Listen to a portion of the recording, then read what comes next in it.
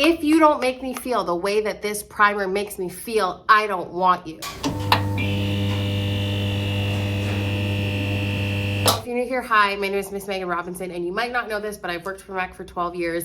I have so much knowledge in my head, and I'm just gonna give it to you. This video is not a paid ad or sponsored. This is just Miss Megan sharing my knowledge with you. The frustration that people are feeling with constantly buying new makeup that didn't do what they thought it was going to do is coming from a place of products not being explained correctly and people not understanding the reason why they might need something. If there's anything that I can offer, it is lots of product knowledge. If you follow me on TikTok or you followed me for a while, you know that artistry and education and the science behind makeup is very important to me. It's where I get really excited. So I'm just gonna share that with you guys. The first one I'm gonna start off with is MATTIFINE. This is a newer primer, like new as in the last couple years. This is a great option if you want an oil-free primer. It's really cool because it's a gel to powder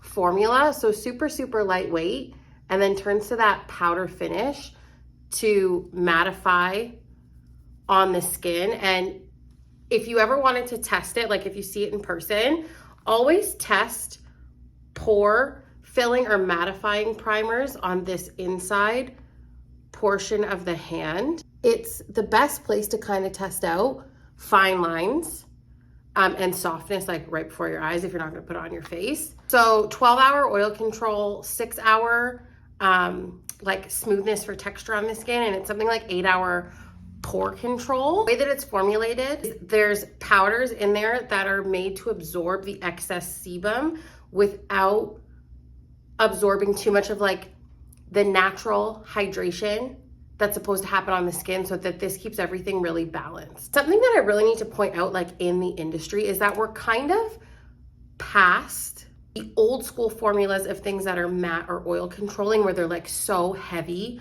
and you can feel them on the skin. The industry itself has transitioned into trying to find the most like lightweight option for people, because believe it or not, all brands are listening to consumers' needs. It's just how they do it in their products. So a lot of new mattifying, oil control, pore filling things that you find on the market are gonna be more on the thin side. So number one is you can mix primers however you want. So you could use multiple primers for different areas on the face, and that's totally okay.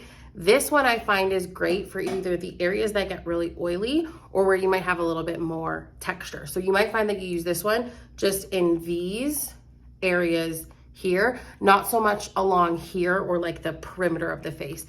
For me, a lot of the times, putting matte primers on people are just in the center. Before I go on to my favorite primer of all time, the primers are temporary fixes. So when basically the equation, you have to ask yourself whether you need a primer or not. If I was to write this out as an equation, it would have to be like skincare plus X plus foundation equals X, because your skincare and foundation determines what your primer is. You have normal skin. Normal skin is where you kind of want to be, because then depending on what your foundation does, so you have normal skin and you have a dewy foundation, do you want it to be extra dewy, or do you live somewhere where it's really hot and you need to add a little bit of oil control? That would determine that your skin with that dewy foundation requires a mattifying primer to control the oil. If you have oily skin and you have a very matte foundation, there's a high chance that your skin's dehydrated. And when you put all that oil control together, oily skin plus your oil controlling foundation, high chance you actually want a hydrating primer in there to keep the skin hydrated so it doesn't overproduce the oil. But any makeup artist will tell you your skin prep and how you get your skin to where it needs to be and eliminate you needing a primer altogether. So for me, my skin is now normal ever since using Hyperreal and Elizabeth Arden Provage together. So with the long-wearing Studio Radiance Serum Powered Foundation, I actually no longer need a primer with that specific combo in order to help keep it on. So your primers are your temporary fixes, or how you want to change or alter the foundation. It's not really the be-all end-all of your whole routine. It's an additive. It should be skincare and foundation first, primer as an additive to make it better or change it. This is my favorite primer of all time. This is the Studio Radiance Silky, it has such a long name, Silky Illuminating Primer. So it gives a more glass-like appearance on the skin. It smells so good. A lot, if not all, MAC product is dermatologist tested, ophthalmologist tested, and non-acnogenic. Is that the word I'm trying to think of? If you have broken out before, it could come down to like sensitivities on the skin, allergies, or not removing the makeup properly. This is a hybrid water gel primer, but I would also throw oil in there as well. It has olive and jojoba oil in it. Basically, the technology behind this one, process of how it was made. You know that Neutrogena commercial, the Morning Burst cleanser? You know how it describes like the molecule with a little bursty bubble inside? It's kind of like that. And I think it's the oil inside the water. So it would be like that. So when you put it on the skin, it's giving you that plump, cushiony feeling, also drawing moisture to the skin long term. Probably some of you right now are like, but how do you have like oil and water mixing together? There are polymers and binders and the chemistry in makeup that can allow, I can't remember the proper, I just learned about it like not too long ago, but there's a process in where you can get oil and water to actually mix with each other and become one in terms of putting it into product, which is why makeup is very nuanced. And just because something is an oil-based that it can't go with a water-based that, it's just really not like that anymore. Yes, it can 100% happen, but I guess depending on the brand, or I guess depending on how much of something is in a primer, that doesn't necessarily apply. This is, if you want glassy looking skin, if you want to look plump, juicy, sexy, if you want that wet look, this is your guy. There's also squalene and niacinamide, which I always forget in this one, but keep in mind, like makeup products, there's going to be like your primary benefits and then like your secondary benefits. So niacinamide in this will help, but it's not as dominant as the like glass-like shine. So that's also something else to consider when you're picking out product. Like, what is it supposed to be doing first versus its secondary benefits? And then the silica in this is used as an optical diffuser, which is going to help with how it reflects light on the skin. You could use both of these together, this all over for your glossy, glassy, sexy skin. This is a very Miss Megan skin, but if you get oily in certain areas or you don't want to see your pores, that's where this guy would come in. Don't ask me why, but I'm so attracted to a squeeze tube with a pump. Why is that? Next, Natural Radiance Primer. This, I have used so many of these over the years. So I should also mention too, the Mattifine has that kind of traditional silicone-y powdery feel on the skin, where the Studio Radiance will be like a little bit more tacky, but not gripping. There is a difference. Silky Radiance, sexy, juicy, plump, not gripping. Natural Radiance is probably one of my favorite like developments of primers. Yellow was the original. My favorite thing about the Natural Radiance Primer was this was developed by the MAC team in Africa, and then I believe it was tested in New York, specifically in Harlem, on Black women to make sure that this product performed. This one was the original. This was the yellow. What's its full name? I don't know.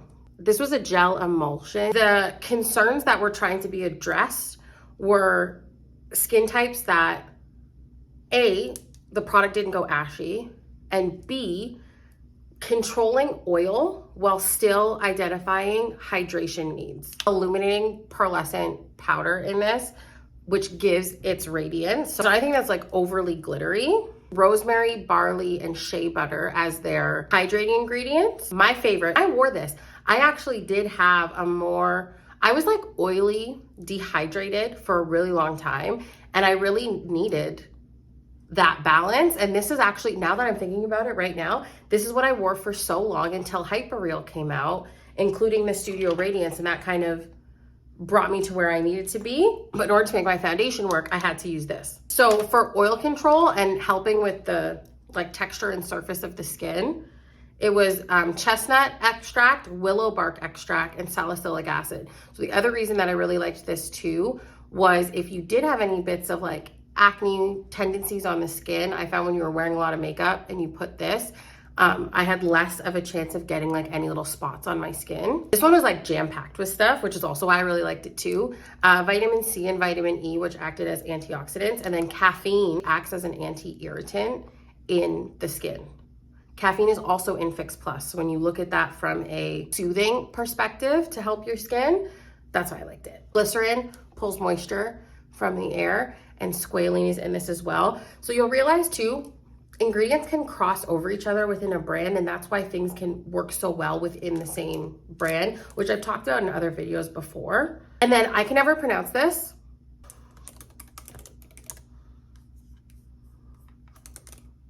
Laminaria saturina. I really don't know if that's how you pronounce it. I believe it is a brown algae. It's with mattifying, and then when you look at that ingredient in something like Hyperreal, it helps, again, mattifying and oil control long term. These two don't equate to something like this because the way that this is illuminating and hydrating and controlling oil is different than the way that this one is, and it's not filling your pores like this. So you could do something like this, but I wouldn't do something like this. Don't physically own this one anymore, but it's like the original. It's the Prep and Prime Skin. Another oil-free option. And aside from like the matte texture cream that was in the tube, I feel like it was just that or Prep and Prime Skin. Like I don't remember any other primers from back in the day. It's a gel lotion formula. It's like, it's a white color. And there is glitter in it.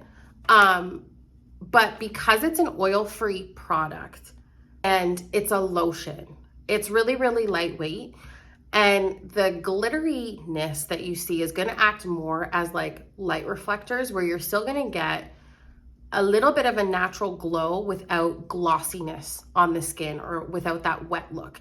Because there are people who see glow, wet, dewy as greasy, which is fine. It just means that those products like aren't for them. That's kind of what that is. So basically radiance without shine. This one is really good for anybody that wants to reduce redness in the skin as well. Mulberry extract and algae extract. Same thing, anti-irritant, just like in Fix Plus. Caffeine and green tea.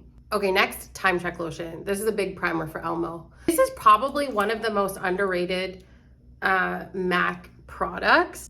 So this one is almost buttery, and it's so much more like complex. Anything in the Mineralize franchise is more long-term, more elevated than kind of your base primers. This one is a gel lotion formula as well, like a cooling sensation when you put it on initially. And it still has, and I mean this in the best way, like a thickness to it. So if your skin felt really like, you know how sometimes your skin, even I feel like as you get older, your skin can start to feel more like thin and dull. This is going to plump the skin back up, but not in the way that this does, where it's that wet, juicy, plump, sexy. This is like its elevated sister. It has MAC's like original charged water technology, whereas if you were around back in the day, the mineral complex like was the elevated kind of ingredient list, because it's like the difference between drinking regular water or drinking vitamin water. Like literally, you could drink water or you could drink a green smoothie. Like it's kind of like that. So this is for anybody that wants to deal with fine lines on the skin, blur pores, and wants radiance and like long-term effects of rebuilding the skin barrier. That is the one thing that MAC has always had. Like they have always killed formulas, and there's always been long-term benefits to a lot of the ingredients. There's the multi-mineral complex in this as well, plus caffeine, and that same word I can't pronounce, the Laminaria I want to call it Laminaris sriracha. Those are the first words that come into my head, which is what's, like I had said, it controls the oil long term. The proper way of saying that is it regulates sebum production. There's mango and shea butter in it. So this is where things can start to get really complicated, because if you listen to some of the key words that I've used in these, you would be like, well, how do I pick? This is going to help, you know, plump the skin, make it feel more lively, soften any fine lines and pores and texture, and keep things hydrated, but with like a satiny kind of finish. And if I'm not mistaken, I don't think there's an actual wear claim on that, which is why it falls heavily into the skincare category versus priming, but can still be used as a primer. So somebody who's oily might not need a moisturizer with this. They could just use this. Or if you needed a little bit more hydration on the skin, you might put your moisturizer down first and then this on top. So that's how this sits different. Also fills fine lines and pores, but leaves you matte. And then there's wear claims on the matteness. Also plumps the skin, but leaves you looking glossy. I'm putting this little guy here, Skin Refine Zone, into the primer category too. If you're like, Miss Megan, everything you just said was so great, but I'm not gonna use a primer like that and I don't care that much, and I just need something that's like really quick, it would be Skin Refine Zone, which I'm pretty sure you can still get. It looks like this. And it's super, super lightweight. You can see it doesn't reflect the light, like it didn't look as glossy as like the other products. Particularly for concealing pores and controlling oil. So you're gonna find that this is just to add to like the T-zone area. It gives a very natural matte finish versus something like mattifying, which is a little bit more of like that full-on matte blurring finish. This will look more undetectable. So let's say you just you wanted something to look undetectable on the skin and not leave like a texture, where this will leave that blurring matte finish, where this will kind of just take away the appearance of the pore. This, I feel like back in the day too, you could use it as like a spot treatment on pimples. And last but not least, the Pore Refiner Stick. Also, I feel like this is a forgotten about product. It's like a secondary option to the Skin Refine Zone. The difference with this one is that because it's a stick and it's a pretty, like it's a very smooth matte finish, is it can actually go on top of makeup as well as underneath. I find this is a really great one for people who like to wear powder. Powder always needs help. I never like powder on the skin by itself, and sometimes it just needs a little love in certain areas. So again, if you were like one and done and just wanted to do this, or you had to like, in the same way you could use like a blot powder on the skin, you could swipe this on too. It would just depend on how much makeup you're actually wearing underneath. Now, the one thing that I want to add is, some of you could be like, Miss Megan, but where is Fix Plus? Miss Megan, where is Hyper Real? Those are not primers. So there is a difference, and you have to be so careful when you're watching people who make content online and how they're speaking to the product. There's a difference between prepping your skin and priming your skin versus an actual primer. Anything that you're doing before your foundation is how you're prepping the skin, but it doesn't mean that that in particular product is a primer. And obviously I'm going to make this a series, so we'll cover everything later. Hyperreal and Fix Plus are not primers. You can prep your skin with them, but their main, remember how I mentioned about primary benefits and secondary benefits? Their main benefits are not to prime the skin in the way that is affecting the foundation for longevity terms. You can use them in conjunction with, but if you remember my beautiful equation at the beginning, it's your skincare plus X plus foundation also equals X. Know those things first. So repeat after me. What is my skin like and what am I doing for it? Figure out your skincare. What is my foundation that I am not willing to change? Because once you have that base product to work from, everything else comes into play. So you do have to have a starting point. So if you're like, listen, Miss Megan, I am going to use Studiofix Fluid until the day I die. I'm going to use House Labs foundation until the day I die. And this is how it looks on my skin. you kind of have to work backwards from there. So once you have your skincare down and you have your foundation down, if you have those two things and you're like, listen, it looks amazing and it lasts all day, you do not need a primer. If you're like, you know what, still like the texture's not doing what I want it to do, that's when you need a primer. Skincare is perfect. I like my foundation, but it just doesn't last. You can incorporate a primer. So there's so many different options and you can have so many different routines. That's where like the term makeup wardrobe comes into play, because you're gonna have, in the same way, you don't wear a winter coat in the summer, do you? So why would your winter foundation work in the summer? There might be things that you have to alter from it. If you can afford to have those options, that's when you can mix and match. If you can't, you really wanna find that perfect in between. I hope that you guys enjoyed this video. I hope that you guys are gonna look forward to this series. Let me know what kind of category of MAC product you want me to talk about next. Let me know what your favorite primer is down below. If you don't already, make sure you follow me on TikTok. That's where I hang out the most. I'm also on Instagram. You can book me on CAMEO. And soon I will offer one-on-one Zoom lessons as well. I'm all under the same name at Miss Megan Robinson. If you wanna see more of me, and you enjoy this idea and you're gonna enjoy this series, make sure you subscribe and turn on post notifications so you never miss a post. And until then, I'll see you next time. Bye.